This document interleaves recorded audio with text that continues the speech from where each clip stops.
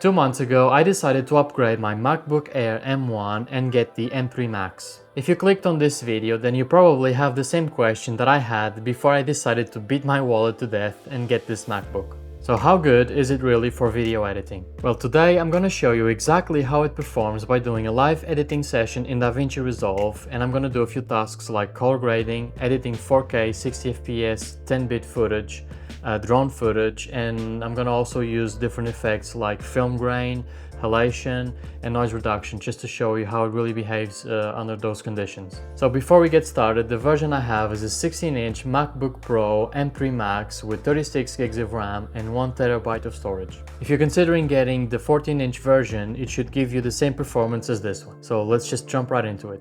Alright, so we're here in Davinci Resolve now. I'm just gonna quickly show you my project settings, and as you can see, it's currently at 4K, 24 FPS, my timeline. I've got 3 clips here, a Sony clip, a Canon clip, and a drone clip from my Air 2S. They're all 10-bit clips. This is a 4K 10-bit 60 FPS from my Sony a7S III. This one is from my previous camera that I had, the Canon R6. Also a 10-bit clip at 60 FPS, shot in C-Log3. And this is from my DJI Air 2S, also in 10-bit like I said, and 4K as well, 4K 10-bit. Alright, so as you can see, let's do a little scrubbing and see how it behaves. There's basically no lag, which is a big improvement from my M1 Air that I had. So let's play this back. And as you can see, real-time playing at 24 FPS, no frame drops. This is the Canon clip, same thing, 4K 60, slow motion as you can see, and my drone shot as well. Pull this back a bit. Oh. 24 FPS as you can see, no frame drops as of yet. Alright, so now let's go into the color tab and I'm going to show you a few effects that I use and how it performs. So this is a very basic node tree. I've got my color space transform here and also at the end, my exposure and the plugin Dehancer that I've been using to color grade my videos. You can get 10% off by using my code FAB10 at checkout. I'll leave the link in the description below. So this is the noise reduction. I'm not going to use it just yet. I'm just going to start with my color space transform. This is just telling me that this is my Sony S-Log3 clip into my Davinci wide gamut color space that I'm working on, which is, I'll show you, I forgot to mention that. This is my color space that I usually work. I use Rec 709A because usually MacBooks you need to have this setting on so that when you export the clip you have basically the same color grade with no washed up colors or anything like that. Alright, so let's go back. So this is the color space transform. This is just tweak on my exposure. And this is my final node, which is another color space transform, which I basically tell DaVinci that I want this to be exported in Rec 709 from Davinci Wide Gamut, which is the color space I'm currently working on. So let's just see how it plays back. Just with the Rec 709 conversion, as you can see, full-time speed, no drop downs. Here. As you can see, smooth as butter. Same thing. Oh yeah, I need to activate this first, obviously. Alright.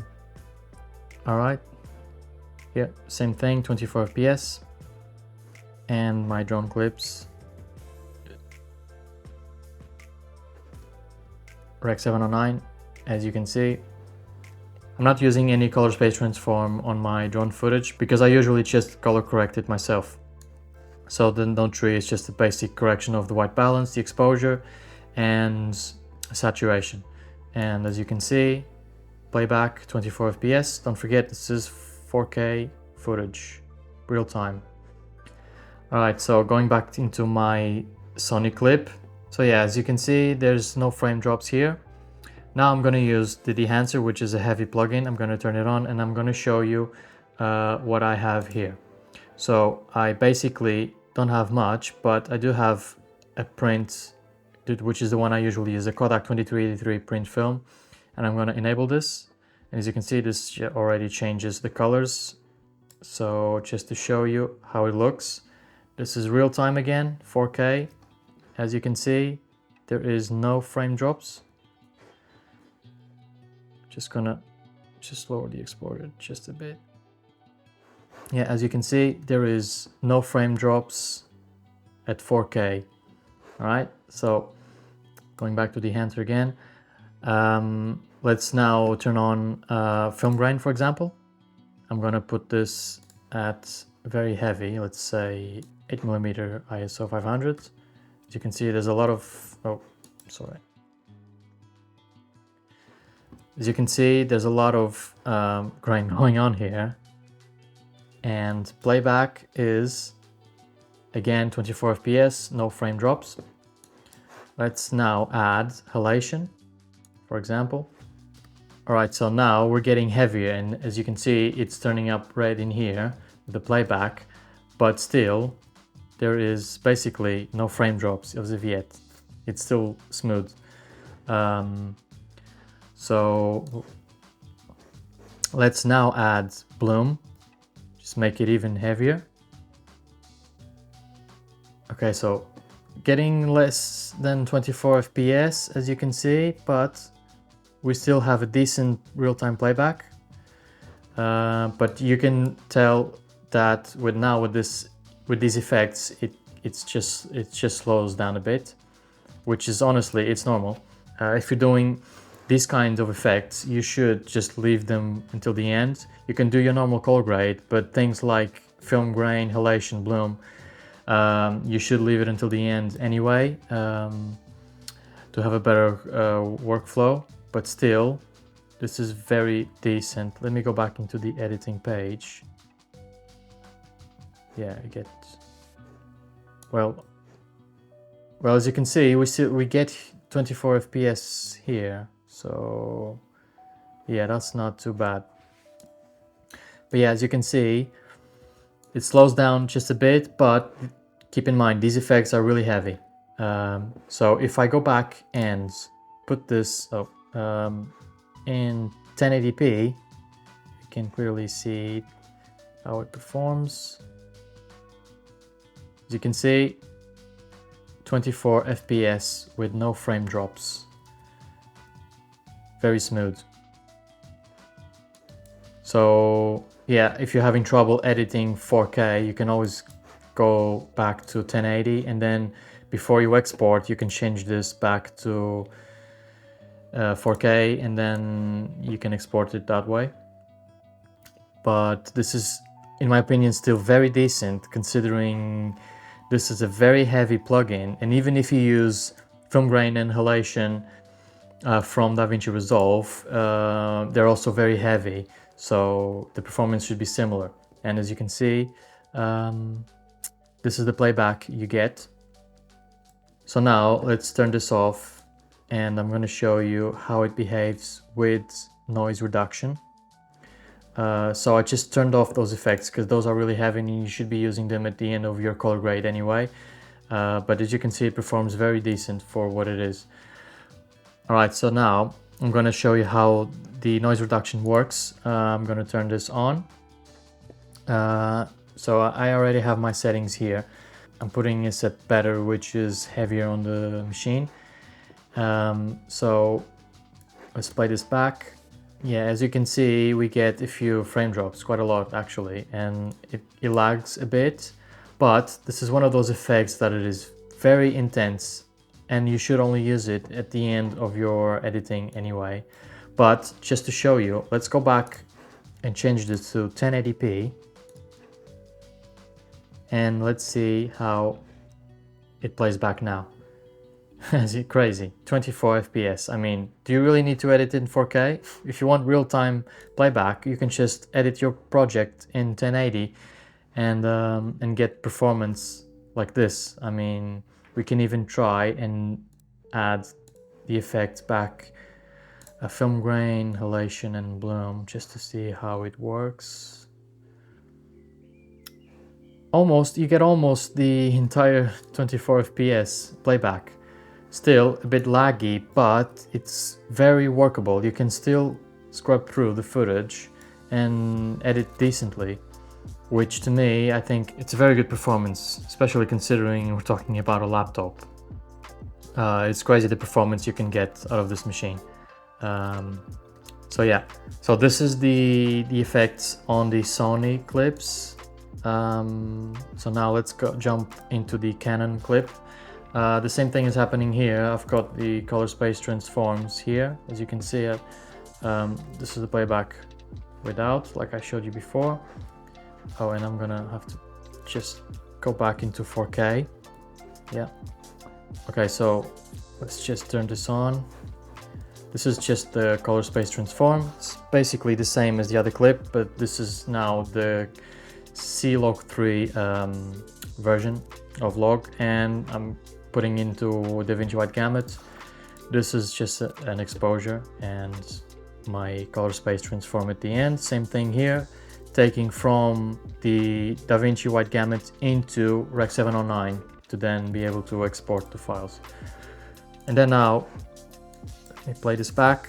Simple Rec 709 conversion, real-time playback in 4K. As you can see, 4K. Playing back smoothly. You can scrub this easily. Don't forget, this is 4K 10 bits 60 FPS footage, which usually is heavier footage and more draining on your system. Alright, so now let's turn the enhancer on and let's do the same thing that we did with the Sony clip. So basically, I already have this on. This is the same film print that I used, the Kodak 2383. It's enabled already. Let's scrub this through. Yeah, as you can see, 24 FPS, live 4K, which is really good. So difference from Canon file to Sony files, I'd say the performance is very, very similar with the same effects. So now let's go into the film grain. Let's just go crazy here again with 8mm ISO 500. Let's play this back. Okay, still full 24 FPS playback, incredible. Now halation. Oh, this is some pretty heavy halation as well. And yeah, we still have the full 24 FPS. I mean, this is a very heavy effect, as you can see. And still it just scrubs through fine, and this is a 60 FPS 4K clip. Yeah, it's crazy the performance. So now Bloom, let's try Bloom again. As you can see, it still plays back well. Yeah, here 22, we're losing some frames, but this is still very, very usable. Amazing the performance we get. And now let's go into this and change to 1080p. So right off the bat, you can see the performance improves as it should, and you get the full playback at 24 FPS, which is really good in my opinion. Yeah, so now let's go back into 4K and let's try the noise reduction again. Let's turn this on. This is basically the same settings that I had on the Sony clips. Frames, 3 frames. Motion, I just chose better, which is more intense. And this is usually at 0, but you have to bump this up to remove the noise reduction. So yeah, let's play this back. Yeah, so we get some frame drops here, which is normal. This is a very intense and heavy effect. You should use this effect once you're completely done with your edit. This should be one of the last few things that you add to your clips. So let's go back into the settings and change this to 1080p. And yeah, as you can see, smooth playback. I mean, you don't really have to edit in 4K. If you don't want to, you can just edit in 1080p, which is more than enough. You get an amazing playback in real time with noise reduction running. It's crazy. Yeah, if I turn on the effects, let's see how it works here. Bloom, halation, and film grain. 3 heavy effects, and let's play this back. 21 FPS, alright, we have some frame drops, but it's not considerable. You can still play this back. I mean, you can barely notice any performance here decreasing. I mean, it's crazy. You can barely notice any performance decreasing here. I mean, you're really good in my opinion. But like I said, these effects should be added at the end of your edit anyway. and this is just to show you really how it behaves with these heavy effects. So yeah, so now I'm gonna turn this off and go back into 4K. All right, last thing is the drone footage that I have here. So like I said, 4K 24 FPS from my DJI Air 2S 10-bit. There's nothing really going on in my Note 3. This is just a white balance correction, exposure and saturation. Now I'm going to turn on the dehancer. Just a reminder, if you want to get the dehancer plugin, which contains a lot of film print emulations, you can use my code, which is FAB10 at checkout, and you will get 10% discount. So yeah, let's turn this on again. So Kodak 2383 print film. Let's play this back. So as you can see, 24 FPS, no slowdowns, no frame drops, nothing. Now let's go a bit crazy with the film grain, Halation and Bloom. This is, let's put this on 8mm. This is 16 and Bloom as well. Yeah, this is fine. So let's play this back. As you can see, very smooth. We have a few frame drops, only 2 frames, and you barely notice this when playing the footage back. So yeah, as you can see, 4K currently, and if I change this back to 1080, then you'll get the full performance, full playback. So yeah, this was a quick live editing session in Davinci Resolve where I used different clips from different cameras, and we all know 4K 60 FPS 10-bit log footage can be very heavy on the machines, and in this case, as you can see, it can play back at 4K with basically no issues. It only lags a bit when you throw in some heavy effects, which you should be using them at the end of your editing anyway, right before you export. But if you still decide to edit in a 1080p timeline, as you can see, it can eat as much as you throw at it. I think it's very impressive, the performance you can get with a laptop these days. So yeah, if you're on the fence about upgrading, I hope this video can help you decide, and I hope it showed you exactly how it performs while editing different types of footage.